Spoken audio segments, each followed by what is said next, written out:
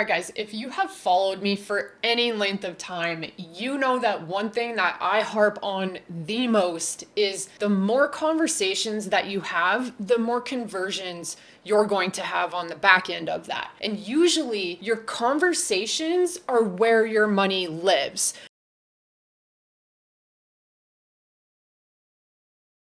So if you are feeling a slump in your business and you think that new leads is the thing that you need, you might actually be wrong. And today, that's exactly what this episode is about. I'm going to show you how two of my clients came into a coaching session last week with me saying that that was their problem, that they just needed more leads because they didn't have enough sales. And I'm going to walk you through the exact steps that I used to diagnose that new leads was not actually the problem that they had. And they actually had leads sitting inside of their business with no one talking to them. So I'll walk you through that whole process. I'll show you exactly how we came to that, how we concluded that, how we figured that out so that you can diagnose this inside your business too, and potentially find out that new leads is not necessarily always your problem if you're feeling a little cash strung this month. Now, if you're new here, my name is Taryn Dubreuil. I own Perfect Day Business Mentorship and my flagship mentoring program called the CEO Clubhouse. I work with small business owners all over the industry spectrum to help them live their perfect day, which is the freedom of money, time, and mental space, all built within their business. Ideally, it is building your business around your life. And so when we have a constraint in the line, like I'm not making enough sales, and so therefore it must be a leads problem, that can throw us moving in all different directions. And a lot of the times we end up moving in the wrong directions, just like the two of my clients today. If this is something that you struggle with quite a lot, then hey, if you look down below, there is a 5-part mini series that I've recorded on the full roadmap to map the process that we're going to work through today into your small business. So you can just click through and that'll take you to all 5 videos in that mini series. All right, let's dig in. Now, if you're new here, I am a talker and a drawer, so that's how we're going to do this today. When my two clients came to me, that was the constraint that they put on the table. I said, hey, how are we looking for the next 90 days? What are we working on? What is the next 6-week game plan project? And they were convinced that the direction they needed to go was they needed more leads in the system. When I asked them why, it was because they weren't getting enough sales. And so the conclusion was, on their behalf, I don't have enough sales, so I must not have enough leads. It's my job to make sure that that is the actual problem. Now, here's the thing, and I've been guilty of this too. When we have a pain point, like not enough sales, we automatically delegate the problem being not enough leads because our brain computes that as an easy problem to solve. If I need more leads, then I either go turn up my ads or I make another social media post or I send an email or whatever it might be. It is a problem that has a very specific outcome that I'm used to doing in my everyday life. And so that is our natural regression when we encounter a sales problem. We're like, wow, I just need more leads. If I get more people coming in, then I'm probably going to have more opportunities to sell them, right? And I know that you've probably said these things. I know I definitely have in all the years. And so let me show you how we work through diagnosing what the actual problem is. And it looks a little bit like this. Let's pretend we have like a continuum, because this is really how people move through our system, okay?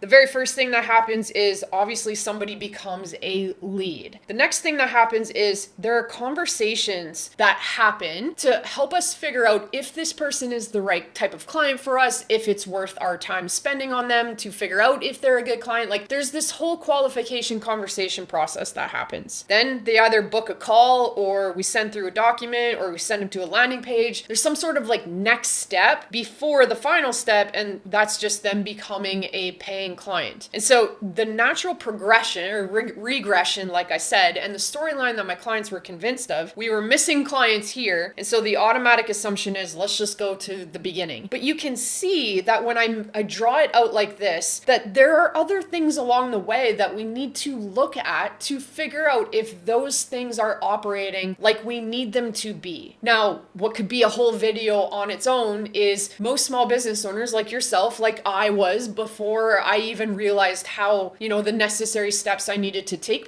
to grow my business was that I just needed to track the data. If I just look at this, I can make an emotional decision. I can say, people are buying once I get them on the call. Yes, I'm having lots of conversations, but if I look at the actual data that I have within my business, the numbers might actually tell an entirely different story. So here's how we walk the numbers back for my 2 clients that I was speaking to. The first direction I go is immediately backwards. Okay, cool. Are we getting on calls with the people that are booking calls? Meaning, are those people actually showing up? So if somebody were to book a call, do they attend the call? And these 2 clients in particular, they have a menopause coaching business. The answer was yes. Almost 100% show up rate, which is fantastic, really good stat. And that tells me, okay, cool, that's not the problem. The next question was one step down. Okay, how many calls are actually getting booked from the conversations that you're having? And the automatic answer they gave me was, well, we're not booking any calls. Okay,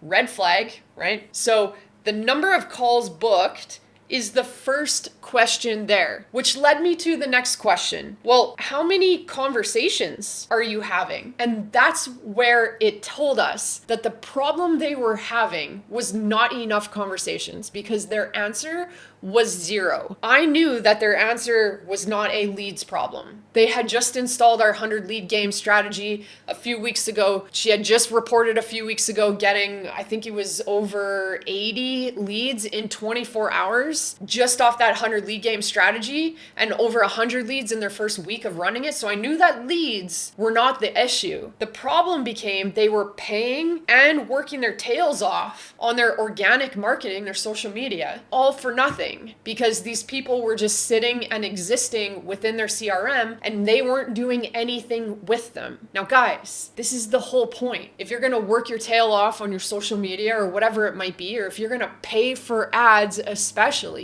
then we need to be doing the things on the back end that help us move those leads through this cycle, right? Otherwise, we're wasting time and we're wasting money. And so what we learned in this moment was that there was a pile of untapped people sitting here who had never been spoken to. So what it really was is they thought their well had gone dry, but their well was actually super full, but they had this hose that had a kink in it and they just didn't know where the kink is. So once we figured out where the kink was, that moves us into problem solution mode. What are the things that they need to do in order to move these people down the line, get more calls booked, because we know that once the calls are booked, they're showing up for the calls, and then get them into a position where we can turn them into paying clients. And so that brings me into point number 2 is you cannot wait around. You need to flood the system. Now, if we think about sort of like a big temperature, I'm not even going to try to attempt to draw a thermometer, but if I were going to draw a thermometer, we have all of our cold leads on the bottom, and then we have sort of like the medium warm people, and we have we have our super hot people on the top. When people enter into our ecosystem, they exist as super cold leads. They know nothing about you. They may have read something that you had written once. They don't know anything about you. They don't know who you are. And that's where a majority of the people are in our ecosystem. They just exist as super cold leads. If we do nothing with them but leave them there, they will forever be a cold lead because they may not know how or when to take the next step. On the flip side of that, we have all these people that exist in this medium and warm area where they're a little bit more in tune to who we are, what we actually do, what problems we solve, and these people understand that they have those problems, and we may potentially be the person who can solve those problems for them. Finally, you have a few people at the top of the system who are your super hot leads. And when we think about my 2 clients that I was speaking to, there was 47 of those people sitting there who had raised their hands to work with them, had essentially walked halfway across the room, but they weren't greeted. You didn't meet them there. And so it was impossible for these people to take the next step. And naturally, they're not going to book calls because they weren't given the opportunity to do that. So there was this position where these two particular clients we're missing the opportunity to advance those leads from one temperature to the next. And when our leads become super hot, that's when they're more likely to take that next step. And so they had 47 of those people who had raised their hands and walked halfway across the room. Now, when I talk about don't wait, but flood the system, there are things you can do along the way to move these people from what we call closer to the byline. Your byline exists right here. The byline, let me just write that in. That's the point at which those leads make that decision to work with you. And so the faster we can advance them to that byline, the faster they will become paying clients. And so if we don't address them, if we don't manually take control of the situation, then we just wait. And that is 9 times out of 10 why you're in a position where you need cash, you need more people in your system, why the bank feels so scary all the time is because you wait. And so if I can make any point right here is that there is a manual process because it enables you to be proactive about the situation. And my 2 clients found themselves being reactive, which is probably where you are sitting right now. I sometimes get caught there still today. It's okay, but it's also not okay when your business is in a position where you need some cash. Now, the third way that we're going to handle these people and continue to take control of the situation is we're just going to turn this into a daily habit. And this is why it got out of sync for my 2 clients, is because they had just forgotten about this and they had got out of the habitual routine of speaking to their leads. One of the systems that we run inside of the CEO Clubhouse is a system called CEO Blocks. This is the whole premise on how we build our business around our life. It helps us prioritize our time. It helps us prioritize what's important and what's actually going to move the needle in our business. And it keeps us focused on the things that actually grow our business instead of our to-do list item tasks that are more just time consuming and not growth orientated.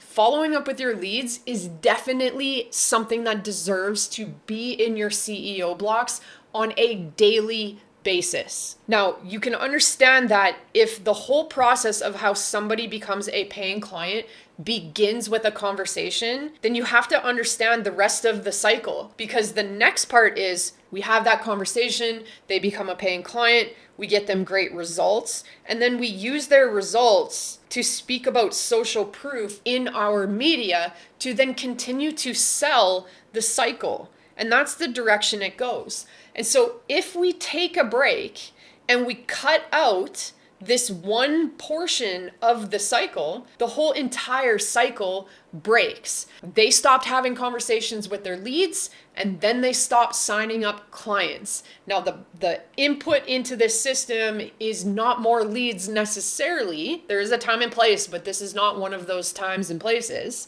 If they stop having conversations, it breaks the entire cycle. Think about this, and I know that many of you, myself included, have been in positions where you wanted to maybe lose a little bit of weight, right? And so you enter into working with a nutrition coach, or maybe you're doing this on your own, and you just want that quick fix right away. You want to lose that weight with one super brutal workout or one full day of like a fast or a detox. But we know that it doesn't work like that. If I spend 12 weeks of diligent, consistent energy, time spent moving towards that goal, doing the things that I need to do, then the end result is going to be much different than my expectations on one singular day. And your whole system of navigating your leads works in the exact same way. And that's why we map this into our CEO block system, because it is a daily habitual thing. So here's how I want you to tackle this. The first thing is pick your number per day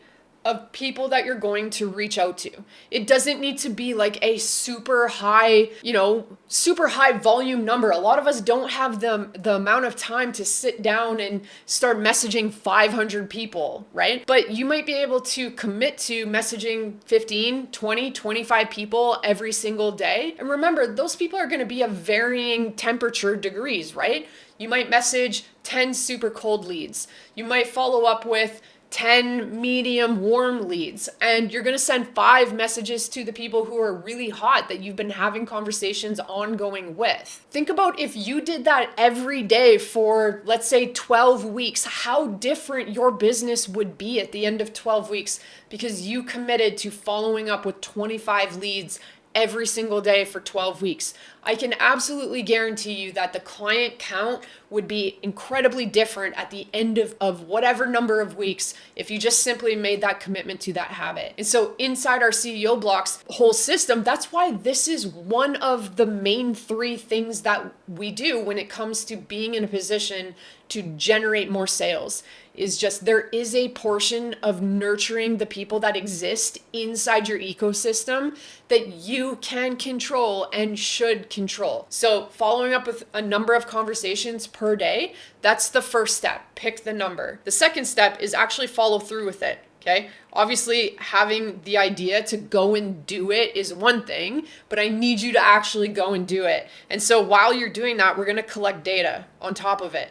Because it's one thing to just go and do it, but secondary to that, we also want to know that the work, the time, the energy, the attention that we're putting into this is actually paying off in the end of it. And so at the very beginning, we talked about leads, number of convos, right? Calls booked, them showing up to the calls, and then your actual sales or your clients that are coming from it. So these are all data points along the way that we want to evaluate. Is the constraint solving itself, or now is the constraint moving down the system, right? Maybe you start here where the number of conversations is the problem, and now you've got people signing up, the sales run dry, and now the leads are your actual problem because maybe your lead flow has stopped. And so data will always tell the story of what is going on in your business. And I cannot stress that enough. I personally am a super data-driven person. I teach inside of the CEO Clubhouse that way. That's how we make decisions collectively. It's how you and I make decisions in your business. And it's how you learn to make your own decisions inside your business. I find one of the most common reasons small business owners just don't have the business that they want is because they're not taught how to look at data, how to collect it, what data collection points they need to be making, how they make decisions with it, because I was never taught that. I opened my business because I loved doing what I did. I loved fitness. I loved helping people change their lives. Knowing how to run a business and especially how to grow a business and make decisions off of numbers was not something that came with the territory. And once you learn what things you need to be paying attention to, how you interpret that data and how you make decisions based on that data, you'll find that your business will grow insurmountably more because your energy, time, attention, all of that gets directed one direction, and it's the right direction instead of what we might be more biased to based on what we feel is happening, like our gut reaction to what's happening, or worse, what we think we should be doing or what we want to be doing. Because 9 times out of 10, what you want to be doing is not necessarily what the constraint is in your business. I've been there. I'm guilty of that. And I know that you have too. Listen, if today's episode was valuable for you, if it's got you rethinking what your actual constraint is and why you're maybe not going through a sales problem right now, awesome. I would love to know that. Just drop me a comment below. Make sure you subscribe because next week we'll build on this and I'll have a new episode drop for you. Thanks for hanging out with me today.